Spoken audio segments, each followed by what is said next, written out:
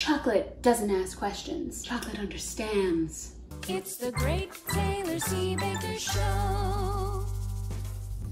Hello and welcome back to the Great Taylor C. Baker Show. My name is Taylor C. Baker and I am baking my way through the Great British Bake Off technical challenges in hopes to live up to my namesake and become a better baker. Today it is National Chocolate Cake Day and it's also the week of the Great British Bake Off where we're baking shish-tort-a.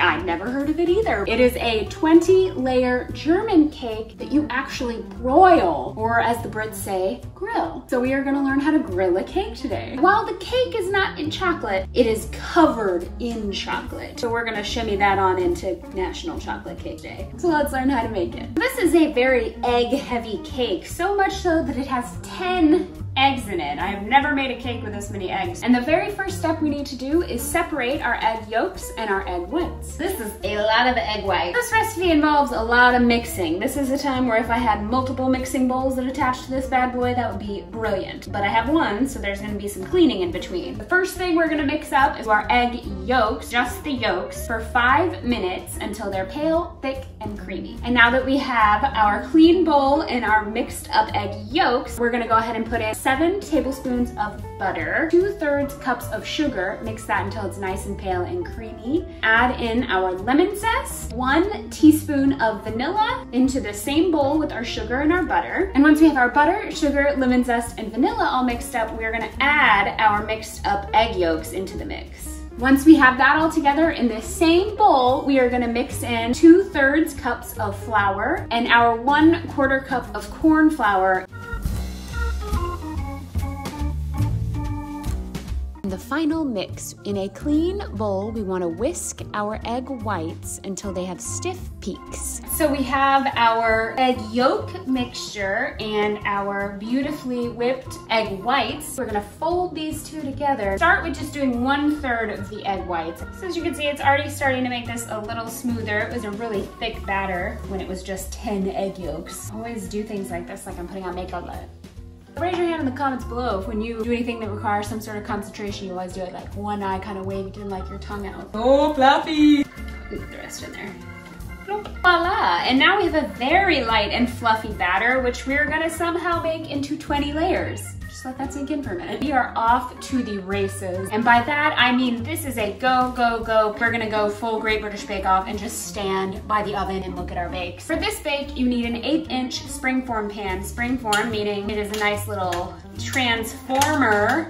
I, unfortunately, do not have an 8-inch one. This one's 9 inches. So there is a chance my batter may not make it to 20 layers. Call Hollywood. If you hear this or watch this, I don't have an 8-inch tin. I'm sorry if I don't make it to 20 layers. The very first and all-important step is gonna be greasing our pan. I also cut out a piece of parchment paper, not wax paper. Watch my Florentines episode here to understand why you don't want to use wax paper in this instance. Now here's the skinny, because this is a fast go, go, go bake. I'm gonna walk you through it first. We're gonna put our first layer down, smooth it out, and we are going to broil that on the top rack. So you wanna have about 4 inches between the top of the tin and the broiler where all the heat's coming from. We're gonna broil the first layer for 2 minutes until it's a light golden brown. Take it out of the oven, put on another layer, and then put that second layer in the broiler for 3 minutes so it's a dark golden brown, and repeat that process 10 times until we have 20 layers, light, dark, light, dark, light, dark. So the magic of this cake is when you cut into it and you see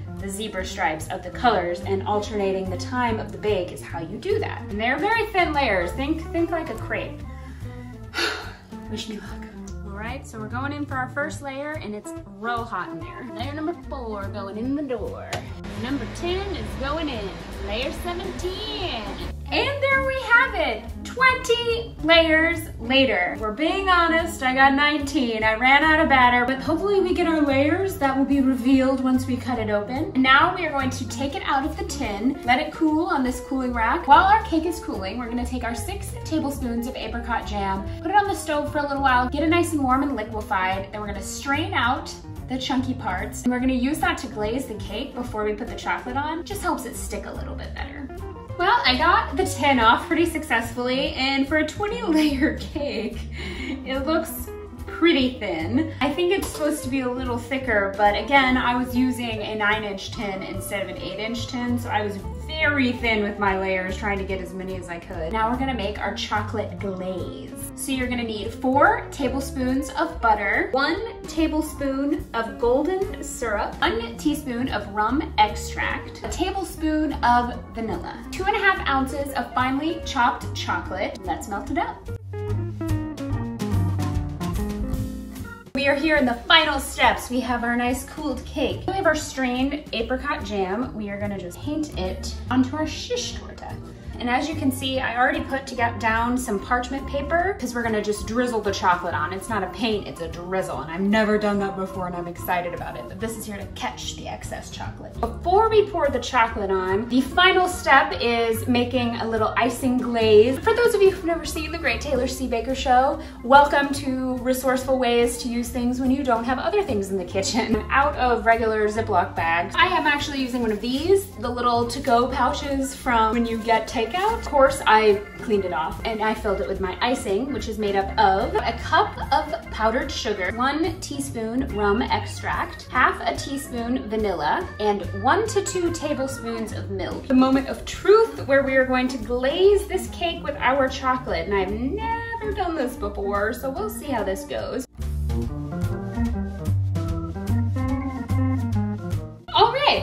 It looks like a cake covered in chocolate. And now, before I put my final drizzle decoration layer, I'm going to attempt to transfer it over to that plate. And our final step is going to be just drizzling our white icing on here. Do a little dance, and that was the perfect amount in my weird little spork container bag. Does my really short shish-tort-a have any layers? Let's see.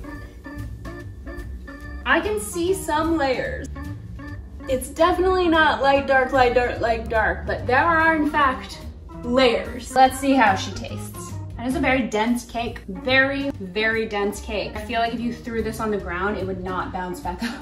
I think it's so dense because that's so much egg. That apricot and the chocolate tastes really good. Thank you so much for watching The Great Taylor C. Baker Show. Be sure to hit subscribe and tune in every Thursday when I post new baking videos. And I would love to see what you are baking. Be sure to tag me at Taylor C. Baker on all of the social medias and use the hashtag #BakeWithBaker. Hashtag #BakeWithBaker. I would love to see the beautiful things you're creating alongside me as I teach you, teaching me, teaching each other how to be a better baker with these sometimes very complicated British recipes. I look forward to seeing your bakes. Cheers. It's the Great Taylor C. Baker Show.